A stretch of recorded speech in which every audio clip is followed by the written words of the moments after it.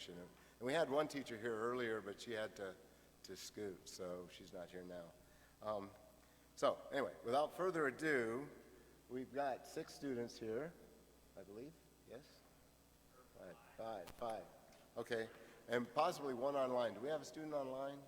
Was she able to log in? Fanny Zhu? She was trying to log in, but I'm not sure she did. Okay, so what I'd like to do is I'll introduce the students, and then they're going to tell you what high school they went to, where they're going to go to college, and what they plan to study. So we'll start with Amanda Chang, and he's got the microphone there, and she's going to be mentored by Janice Brickley, and she nominated Miss Rayvon Jones as a teacher. Take it away. I went to Oakland Technical High School, and for college, I'm going to UC Berkeley as a psychology major. Great, thanks.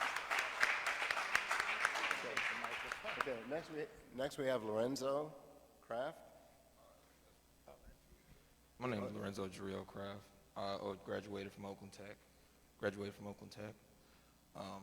I didn't nominate a teacher, but I'd like to nominate Mr. Sutton. His name is Jeremy Sutton. You did, actually. Oh, yeah, he's an English teacher. And I'm going to be majoring in literary journalism at UC Irvine. Great, thank you. And Lorenzo's mentor will be Pat Williams. Next we have Dreyan. Hello, everyone. My name is Dreyan Paul. I went to McClymonds High School. I'll be attending San Diego State, and I'll be studying nutritional science. I did that too at economics. And Dreyan's mentor will be Gary Flaxman. After that, we have Adrian Segura. And go ahead. Good afternoon, Rotarians and visitors. I'm Adrian Segura. I'll be attending UC Berkeley and majoring in computer science. I changed my plans. I'm planning on minoring in cognitive science and getting a teaching credential through CalTeach. Okay. And Fred Morris will be Adrian's mentor. And last but not least, we have Bryce Walker. My name is Bryce Walker. I went to Skyline High School. I plan on attending San Diego State University in the fall, and my major was African American Studies. Okay. And online we have Fanny Zhu. So we can bring Fanny in. Hello, my name is Fanny Zhu. I attended Skyline High School, and I'll be attending UC Berkeley in the fall as a sociology major. Great. Thanks for logging in, Fanny. All right. And that's what I have. Thank you again for your contributions to ORE so that we can do this, help these kids. Were you going to say something about the committee and the name? Can I say something about the committee?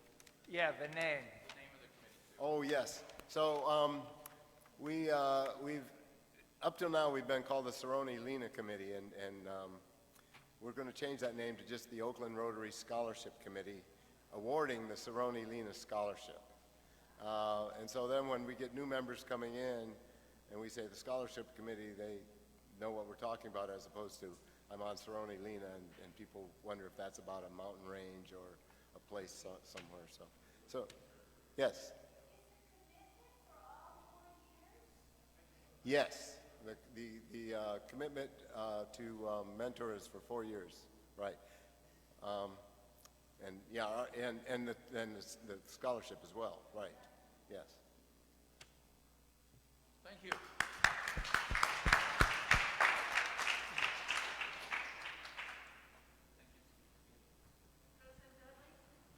Yes, Lorna.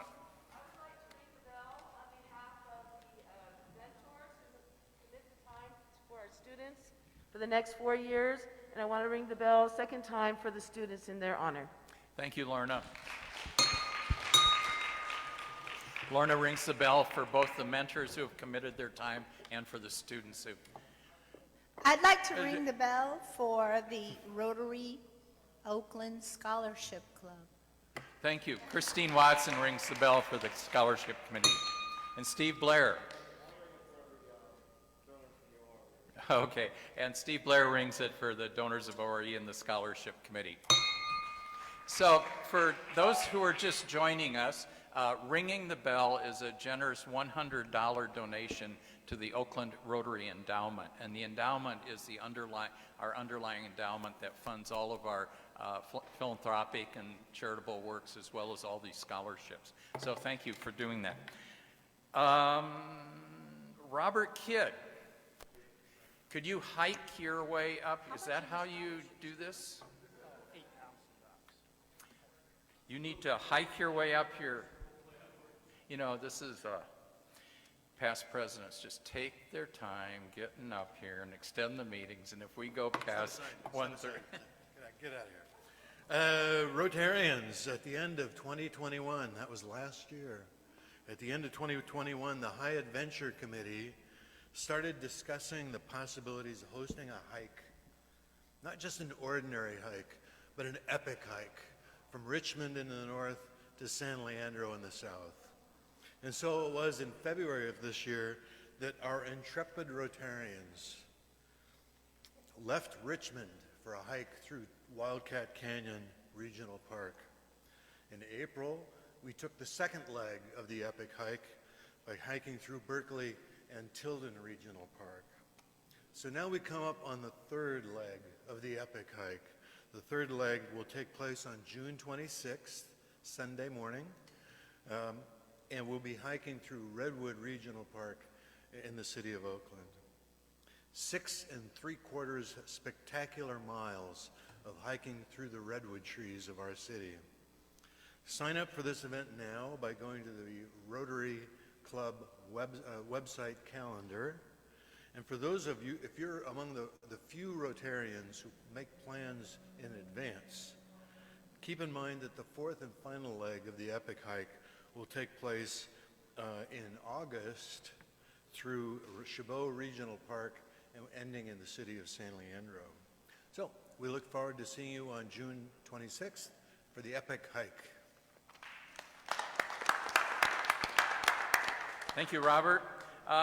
Jesse Schmidt, would you please come up and tell us a little bit about an event we're doing in a couple weeks? Yes, sir. I've been on those hikes, and they're great fun, so I highly recommend people come out. I want to tell you about another event. Do we have the slide to promote our event? We'll get the slide. It's 12 days away. This is the Summer Solstice Mixer, hosted by our own Giovanna Tanzillo. 12 days away, people. We need people to register through the Rotary calendar on the website. Please go ahead and do that. Invite your friends, invite prospective Rotarians, invite new Rotarians. This is a joint event that's being put on between the Business Development Committee and the New Member Engagement Committee. We want to just pack Giovanna's house. The Oakland Interfaith Gospel Choir is going to be performing at the event. It's going to be a great time. So please go on the website, register for the event, invite everybody you know. It's going to be an awesome time. See you there. Thank you, Jesse. A few things coming up. So 2 weeks ago, and I shared a little bit last week, is we handed out about 350 safety alarms in Oakland Chinatown. It was a joint effort with the San Francisco Rotary Club, the San Francisco Chinatown Rotary Club, the Oakland Chinatown Chamber of Commerce, the Oakland Police Department, the Department of Justice, and our club. We took the lead, and we're going to do it again. And it will happen a week from Saturday on the 18th. We do need help. There's sort of 3 parts to volunteering. One is that the event is from 10 till 12. About 9:30, we need some help. We need to put lanyards on the alarms and also set up chairs and tables. And then during the event from 10 till, probably really at 10 till 11:30, we need some help. You don't have to speak Chinese at all. And this is really not joking. You don't need to speak Chinese at all to be very helpful in helping people.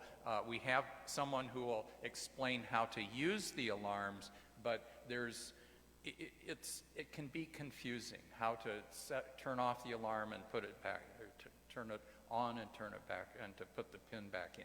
Anyway, so it takes just a few volunteers to physically demonstrate how to do this. And then finally, about 4 or 5 people to help take down the chairs and the tables and put them away.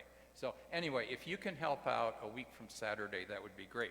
This weekend we have 2 great events going on. One is if you're into high adventure, we have kayaking in the Elkhorn Slough. Mark Rosen is responsible for that with High Adventure. Again, please get hold of Mark and go on the website, the calendar. The calendar is where you can register for all of this.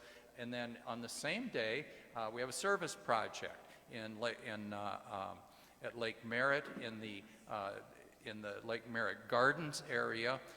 It's from 9 till 12. Bring some gloves, bring a trowel, just basic tools if you want to. They do have some tools. Anyway, if you can come, please join us. Again, it helps to sign up ahead of time. You do need to sign a waiver for the city to do this. You can do it that morning, but it helps to do it ahead of time. So those are 2 events coming up. And finally, the Rotary Kingpins are back in action. Our bowling team, we need bowlers. It's at Plank. It's for 6 weeks. You don't have to do it all 6 weeks, but we would like your $65 in front anyway to get us going. We need 3 or 4 more people on the team. I tell you, if you're good, it's really helpful. If you're not good at all, it still is helpful. It really is fun. There's about 15 teams that bowl. It's Wednesday nights. Anyway, please let me know. I think you can sign up on the website. And anyway, Rotary Kingpins, we came in 4th place out of 15 teams last year.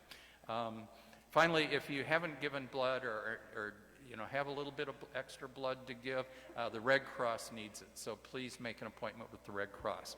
Okay. Let's see, we got that's enough from me. Greg Knight, are you out there? I'm here, President Dudley. I would love to hear about Randy's retirement party, but I think you're here for a different purpose this morning. I am here for a different purpose. I will give a quick synopsis. The party went really well despite the coastal weather. We had probably close to 200 attendees, maybe a few more, and it was quite a successful event for the Mendocino Land Trust. So, all right, with that said, President Dudley, fellow Rotarians, I am pleased to introduce today's speaker, Fred Palmer. Fred is the founder and publisher of Outward Media Marketing and Events, Inc., an award-winning LGBTQ magazine now in its 27th year. Outward Magazine provides news and entertainment to the LGBT community, as well as image consulting, logo design, fundraising, and alternative distribution channels to its clients. Fred is an original founding member of the Rainbow Chamber of Commerce and the Rainbow Chamber Foundation and has served several terms as president on each board. He's worked with many community organizations doing special events and fundraisers, including PFLAG, Davis Pride, Sacramento International Gay and Lesbian Film Festival, and the Sacramento LGBTQ Wedding Expo, all helping to raise awareness for LGBTQ issues and bring in necessary funding. Fred and his team also created Sacramento Drag Queen Bingo. And if you've never been to Drag Queen Bingo, you guys, you've got to go. It's a lot of fun. And which to date, Drag Queen Bingo has raised over $350,000 for local charities and is now managed by the Sacramento Rainbow Chamber of Commerce. Fred earned a Bachelor of Arts degree in organizational communications with an emphasis in marketing and business management from San Francisco State University. Celebrating 27 years in an LGBTQ-centered business today, Fred will share with us his activism and how it affects our daily lives, how diversity matters in business, and the importance of supporting other LGBTQ enterprise-owned businesses. And we'll hear about his personal experiences coming out in the mid-'80s in corporate America, becoming an entrepreneur, and how we are all connected. So please join me in welcoming today's speaker, Fred Palmer. Thank you, Greg. I sound pretty darn good on paper, my gosh. And thank you for that introduction. I've got to get through all of this in 10 minutes, I think, 12 minutes. So I'll do the best I can and then save some time for questions and comments. Thank you for having me here today for Pride Month. I'm very excited. Again, my name is Fred Palmer. My pronouns are he, him, his. And I am the owner of Outward Magazine, obviously celebrating our 27th year in business. I'm also the executive director of the Rainbow Chamber of Commerce, which is celebrating our 20th year this year. I was asked to speak today about LGBT issues, specifically in Pride Month, but I kind of want to focus on business, and then we can talk about other things if you'd like me to. I think most of you here have a job, you earn a living, you sell a product or service, unless there's somebody in here who's married really well and is kept, and you're just doing this for fun. I don't know, maybe. But I think we're all business professionals, and I want to talk a little bit about the business side of Pride. And I'm happy to answer any questions. I've done a few of these this last week. I'm doing a few of these this month for Pride Month. And a lot of folks, I realize I live in my own little gay bubble. I'm a gay entrepreneur, LGBT business owner, and I live in my little bubble. So I realize that some of you might have some questions that are different, which I'm totally fine with. Yesterday I've had a few folks ask me, what does LGBTQ mean? Why is there a Q? Now there's LGBTQ plus is the terminology that we're using. And folks have asked me, what does that mean? I've had folks ask me, what are pronouns and why do I use them? Yesterday I did a speaking engagement and somebody asked me at the end to talk about monkeypox, which I'm happy to talk about that as well. A little personally about me, I am from upstate New York. I am the youngest of 5 boys in a 5-boy military Catholic Italian family, so very strict. So coming out for me in the early 80s was difficult for a lot of reasons, but thankfully my family embraced me after many years of working together, and I cherish that because I know a lot of my LGBT brothers and sisters were kicked out of their homes and kicked out of their families. I left Southern California. My family moved from New York to Southern California. I left to go to school at San Francisco State University, which I very much enjoyed. I went to San Francisco State at the very height and the beginning of the AIDS epidemic. So being an activist for our community was kind of engraved and embedded into who I am and the fiber of my being. After I graduated, I moved up here to Sacramento, which is where I've lived now for the last almost 30 years. And I worked in the telecommunications industry, and I was an LGBT activist. Some of my early experiences in corporate America were not great. A lot of folks, weren't really accepting. I had to often live a double kind of hidden life. You had certain friends that you were okay to hang out with, and when you had business engagements, you had other friends that was okay to hang out with. In my early days, I even had a boss tell me I had a picture on my desk of myself and my boyfriend at the time. And I had a boss tell me to take the picture down. It was more appropriate for me to put a picture of my dog on my desk than my boyfriend. So I've had a lot of experiences like that, which were a little difficult. So fast forward a little bit, as an activist, I was very involved with the community in LGBT rights and activism. I met a woman who owned a LGBT newspaper here in Sacramento. There were 2 business partners. Her male business partner passed away of HIV/AIDS, and she was left with the business all by herself. And she managed that business, and later she became ill with another disease and closed that business. And little old stupid me thought, well, I can do this. And I didn't want the 7 employees to lose their jobs. So little old naive me said, well, I'm just going to start a new LGBT magazine. So we closed up the one on Friday. I hired all the employees, and we opened up what is now Outward Magazine that following Monday. So it was quite fun. Like many of you, I was in network clubs, both in my telecom days and then in my LGBT business sales days. Back then, our networking club met in the back room of a Caro's. It was nice because we all got to meet and network and help each other's business and services.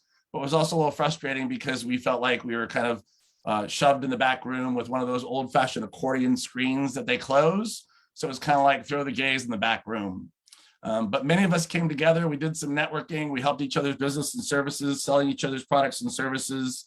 In those days, early pioneers were looking to the LGBT dollar, knowing that we called them double income, no kids back then. Many of you might remember that term. But there were businesses who wanted our hard-earned dollar.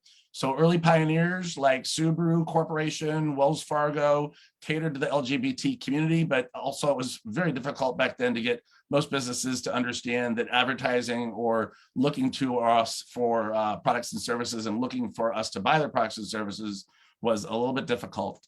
Another early pioneer, as you all know, Greg's husband, Barefoot Wine, got very involved in our community. And I'm sure you've all heard lots of the success stories of Barefoot, but Barefoot's been a great partner of ours for many, many years. So we're very happy. We're not happy that Randy's retiring, but we're happy for Randy and Greg. You know, I'm talking a little bit about Pride Month. We celebrate Pride. If those of you who don't know, the Stonewall Uprising in 1969 was an uprising of some LGBT folks, some drag queens included, who were harassed over and over and said enough is enough. You know, back then, if you got busted or raided in a bar raid, it was illegal to be gay. Your name would be in the newspaper the next day. You'd lose your job. You could get kicked out of your house. You know, there's a lot of repercussions. So that's what started, obviously, the Stonewall Uprising. And then the next year was the very first Pride celebration. And that's why we have Pride in the month of June. During Pride Month now, from a corporate perspective, you know, we see everybody flying a rainbow flag over their building, which is great.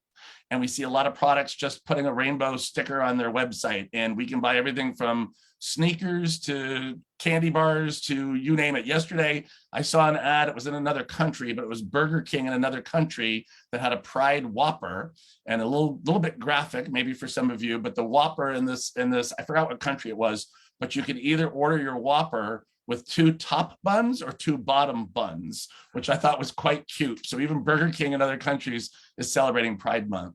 But those of us that work in the industry and those of us that do good work, we often wonder, are these companies just wanting our money and selling us a candy bar or a sneaker, or are they really giving back to our community? So we're really concerned about what we call pink washing, that companies just fly that rainbow flag and they want our gay dollar during that time.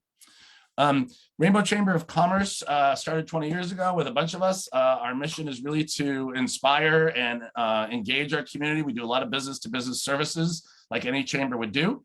We also have a foundation, which is our nonprofit giving arm. I'll talk a little bit about that. Our nonprofit giving arm, we put on Drag Queen Bingo, and we also do our scholarship program. We have now awarded and donated through Drag Queen Bingo and our scholarship program over $500,000 to local charities. So it's not a small amount of money. Drag Queen Bingo, every month we pick a different charity here locally, just not in the LGBT community, but a charity locally. So we support all kinds of services from women's domestic violence groups to PFLAG to all types of organizations. And then in Rainbow Chamber, we also have our scholarship program under a foundation, and we launched that quite a few years ago. We support graduate students, undergraduate students. We also support vocational ed and trade schools because we really do believe not everybody desires or needs to go earn a 4 or 6 year degree. And we definitely need welders, and we need hairdressers, and we need truckers and all those trades. We also are launching a cookbook this year, which we're really excited about. And the cookbook is going to fund our first ever culinary scholarship. So we're really excited about that.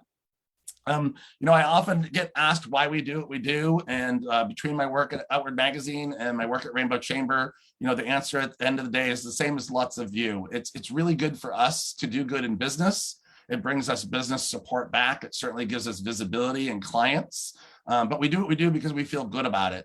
So every once in a while, you know, I get reminded, we all get burned out, I think, you know, after years and years of doing good work, working all day and then being on boards of directors. Many of you are on multiple boards of directors, which is important. You give back to your communities, which is important. But at the end of the day, you know, when we're burned out, every once in a while, there's a story that just reminds me why I do what I do. I'll tell you a couple of quick stories. I was giving out scholarships a couple of years back before COVID. And I called one of the students, and the mother answered because the phone number provided was the student's mom. And I told the mom that the student had won a scholarship from us at Rainbow Chamber of Commerce. The mom was crying so hard, uncontrollably. She literally almost had an accident, and I told her she needed to pull over. So we chatted for a little bit, and that mom shared a story with me that I'm sharing with you, that the night before at the dinner table, their student child had told them that they were contemplating committing suicide because they didn't feel like they fit in. The student was wanting to transition. The student wasn't sure where they felt best. And the mom and dad said, you know, please, let's just talk about this. Let's work through this, and, you know, we'll make it a better life for you. And that next morning is when I called the mom and told the mom that the student had got a scholarship. And the mom, crying, said, I get to go home tonight and tell my child it's a good thing you're not going to commit suicide because you just got a scholarship from Rainbow Chamber. So it was one of those, celebration kind of stories. That mom and that student, I think that was about 6 or 7 years ago. Time is irrelevant with COVID. The last 2-3 years just don't matter. But I think that was about 6 or 7 years ago. And that mom and that student do call me regularly. I had another student that was awarded a scholarship, and we give them out at our annual black tie dinner every year. And that student didn't want to come to the black tie dinner. And I said, why do you not want to come? You're welcome to come. You're welcome to not come. But I said, what is your issue? That student was terrified of people like you and me. They were terrified of business people. It's an 18-year-old kid coming out of their skin, learning their way.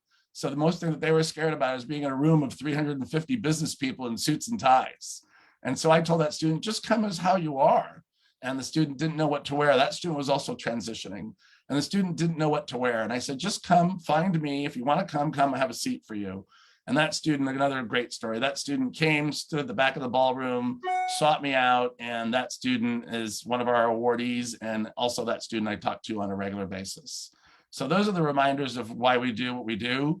I'm proud of what I do. I'm proud that I've built a business over the last 27 years. I'm proud of all the work we've done at the Rainbow Chamber, and I'm proud of our community. Pride Month is here and we're celebrating it. And I'm going to stop there because I'm looking at my clock. I think I'm about out of time, and I'll leave some time for questions. Thank you, Fred. Fred, I'm going to take the first question, and then if whoever has the microphone, if people want to ask questions, or we have some online. So while you were talking, what I was thinking, we pay a lot of attention, or we are trying to be very intentional about diversity, equity, and inclusion in our club. And we're working through a process. I'm going to say you have an identity with LGBTQ, but you work with other organizations. When do you feel like you belong? What's the difference in organizations where you feel like you belong, like you're welcome, there, when it's not something that you have a particular identity with? There's got to be a different feeling of different places. There certainly is. We do a lot of collaboration work, and diversity, equity, inclusion is on the tip of all of our tongues. All businesses are doing that work. Hopefully they were doing that work before we had the term DEI. But we do a lot of work in collaboration with the Black Chamber of Commerce here locally, the Hispanic Chamber of Commerce locally, and the Asian Pacific Islander Chamber of Commerce. So I'm using those as examples because years ago, when I went to their organizations, I didn't feel like I fit in. Just like they don't feel like they fit in at a lot of our events or other events where they're not represented. So, fast forward over the years, we've done a lot of collaboration with all the other diversity chambers, with our city council, with organizations to make sure that supplier diversity matters. So from the business side of it, we're all working really closely together to make sure we meet supplier diversity demands and diversity, equity, inclusion in business. As a person, personally, I'm 58 years old. I've been doing this a long time. So I feel like I fit in where I go, or you would think that I would.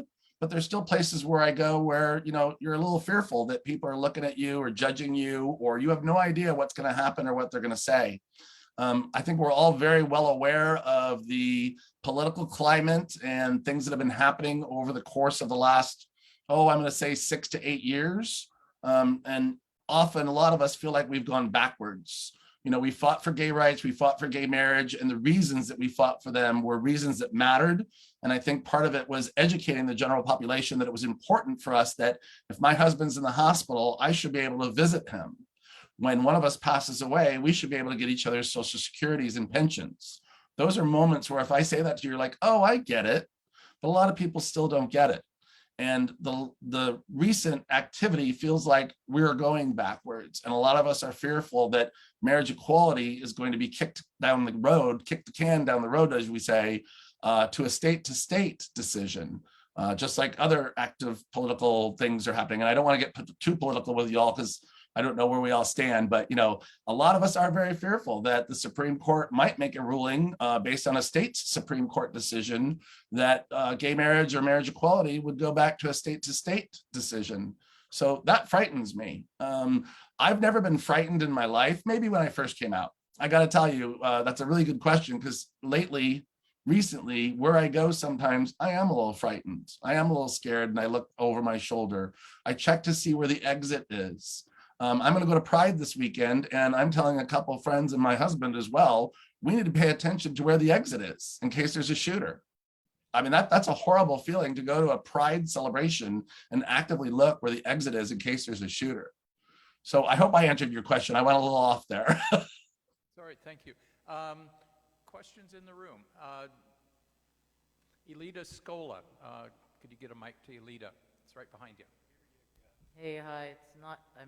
This is not a question. I'd like to ring our bell, which is a $100 donation for you and for all the people in this room. Thank you, Elita. Who support me and my lesbian-owned business since 1983, because they've made a huge difference in my life. Thank you. Thank you, Elita, for ringing the bell. Greg put a question in the chat. Would you like me to address that? Is that okay? Go ahead. I can't see chat, so I'm waiting for people to interpret. So if you see them there, please go ahead. No worries. I've got it on my screen here. Greg, that's a great question. Mentorship is really important. We have a mentorship program at the Rainbow Chamber of Commerce, which we launched a few years ago. For me personally, again, I'm 58 years old. When I was first growing up, there were not gay mentors. You didn't talk about being gay. You hid it. My mentorship and programs and things that I found, I didn't have a teacher that I could go to. I didn't have an advisor that I could go to. My first experience with having anybody that could be an advisor or a mentor or a support system was when I went to college. And again, I went to San Francisco State University. I mean, you couldn't go to a gayer college. Well, maybe Berkeley, a couple of you are from Berkeley, but you couldn't really go to a gayer college in 1983. So I had a few mentors that were advisors or professors on campus. And when I graduated, I obviously was very active in my community. I looked for places to go, like a Rainbow Chamber of Commerce. In San Francisco, there was the Golden Gate Business Association, but I was not yet in business, so that wasn't really my place. But it's really important in the workforce to have that. A lot of organizations have employee resource groups, ERGs, or possibly BRGs, or a few different options of that. So I know now, we all know now, in a lot of corporations, you have an opportunity to go be with other folks that work in your company and share experiences. And then there's all types of BRGs and ERGs. So, I think it's changing a little bit. I think the schools do have some outlets. Most of the college campuses, California community colleges and universities, they have a gay club or a gay organization. And there's somewhere you can find some safety and solidarity. So it's changed a little bit, Greg, as you know, but there's still more work to be done. We still hear stories about kids that are scared, and especially now the trans kids are being attacked on a daily basis in multiple states and for multiple reasons. And so those trans kids right now, we need to just hold and support them. Thank you. Could you mic for Lorna Padilla has the mic. Lorna. Thank you very much for coming to speak to us today. First of all, go Gators. I'm a fellow SF State alumni. Hey. You mentioned a number of times about working with the transgender community, and as a parent of someone who is transgender, my question, it's more of a comment to some degree. There's a lot of unique issues for somebody who's transgender: which bathroom to use, having employers call them out with their prior name, getting their name changed legally, getting a passport.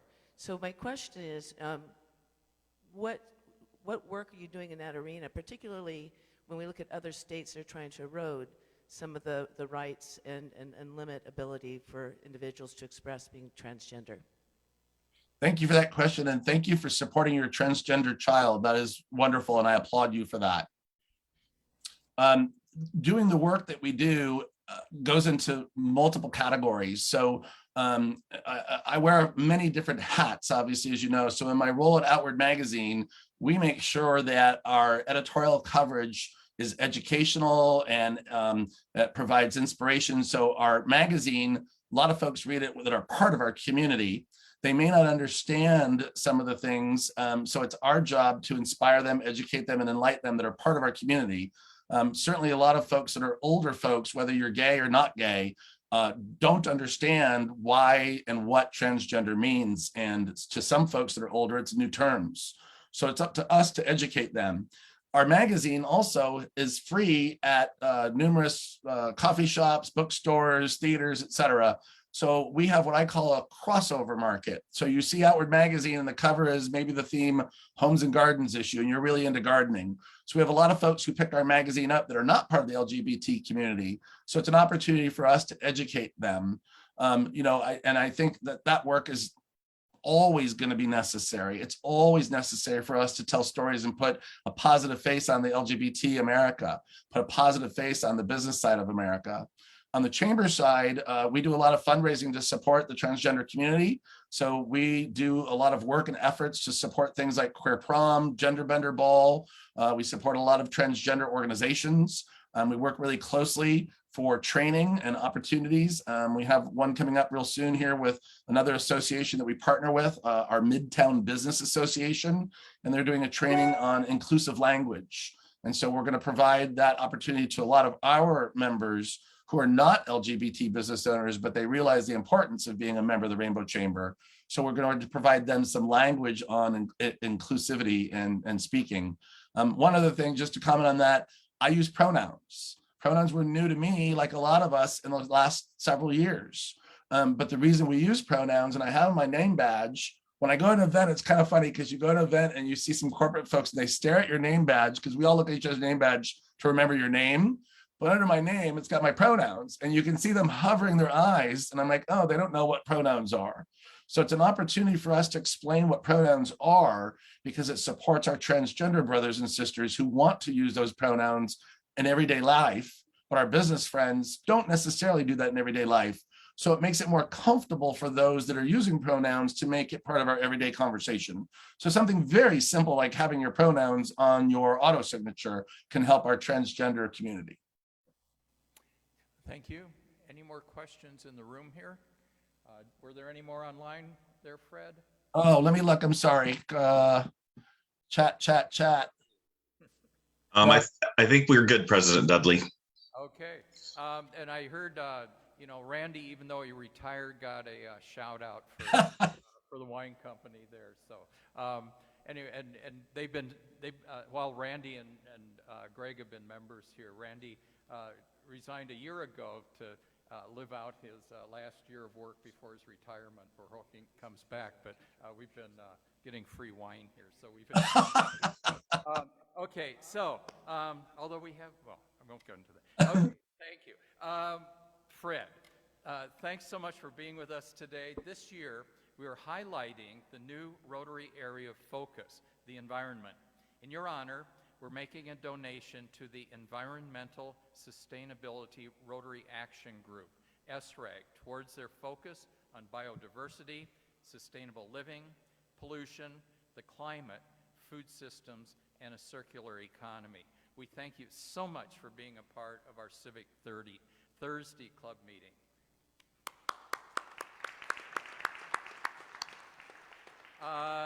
Michael Bruck, this is past president, take your time. Yeah, come on up here, we got time for this. See, I have to honor these past presidents because I'm soon to become one, and I want to. Okay, while we're doing that, I do have one more bell ringer there, Ruth Straub for Lorna Padilla-Marcus and her community service. And I'd like to ring the bell too for Lorna. Can I ring the bell for Fred, please? Well, this money goes to our endowment. Lorna is president of the Boys and Girls Club of Contra Costa, and they put on an incredible gala last Saturday night. And Lorna, it was really her event, and so thank you so much for doing that. And she's been on the board, 25 years, so this Ruth's contribution really honors all that. Excuse me, so ringing the bell, I'm sorry, you said this earlier, ringing the bell donates $100 to your scholarship? It is $100 to the Oakland Rotary Endowment, which then supports our scholarships. Yes. I'd like to ring that bell 3 times from me, please. Okay, and who is this? It's Fred Palmer. Fred. You're speaking. Okay, Yeah, hi. I can't see. Oh, that's you. okay. Hi. Thank you very much, Fred. We really appreciate it. So Fred Palmer rings the bell 3 times. And somebody let me know if I can click and pay that somehow. We'll figure that out. We know where to find you. Thank you. Michael Bruck. Well, thank you, President Dudley. I have 2 announcements. First, next week, here at Oakland Rotary, live and in person, our speaker will be Joel McCower. Joel is the founder and CEO of GreenBiz. GreenBiz is an Oakland-based company that helps businesses transition to a clean economy. Joel's a respected voice on business and the environment for over 30 years. He was a nationally syndicated columnist. He appears frequently on NPR in the media. He's written over a dozen books on environmental issues, and he's a great speaker. So come see Joel. He will be here in the ballroom. He will be talking about what business can do to reverse, reduce, or mitigate climate change. That's next week. And the last Thursday this month, June 30th, again live in person in the ballroom, the demotion of President Dudley Thompson. As those, standing ovation for a demotion. it's coming, it's coming. As if you haven't been to a demotion, you need to come. The past presidents take over the meeting for the day. We will honor Dudley, but we're also going to give him a little bit of a hard time. It's a fun day. We want to have a big crowd here in the ballroom. And to further entice you, past President Carla Betts is personally selecting some treats for everybody who comes here to the ballroom. So if for no other reason, come for the treats. Thank you, President Dudley. Thank you, Michael. Yeah, I'm getting to that point. I don't know whether I'm looking forward to the motion or, I kind of like this too. Anyway, but I'm ready to turn it over to Mary. As I was telling somebody this morning, I think I'm an 11-month president. I'm starting to feel this. Okay, this is the end of our meeting time, folks. Thank you, Derreck Johnson, for giving us a thought for the day. Thank you, Christine Watson, for introducing visiting Rotarians. Past President Lorna Padilla-Marcus for sponsoring our meeting today. With Steve Blair, thank you for inviting these wonderful students and all of the students. Thank you so much for coming today. It's really a pleasure to meet you. And this program is so important that we wish our best. In the most sincere way. We want you to succeed. One of the nicest things of being president in this club is you're told by all of these past presidents, quite a remarkable group, we want you to succeed, and we'll do everything we can to help you. We want you to feel that way. So please, we wish you the best, and we want you to do the best in whatever you choose to do. Your paths will be different, but do well. Okay, thank you, Steve. Robert Kidd, past president, thank you for the sign up for the hike. Jesse Schmidt, sign up for the mixer on the 21st. Is that right, Jesse? 21st. We've got the SLU and Lake Merritt this weekend. Michael, thank you. Greg Knight and Fred Palmer, if you're still there, thank you again. And our meeting production team, you're the best. Thank you.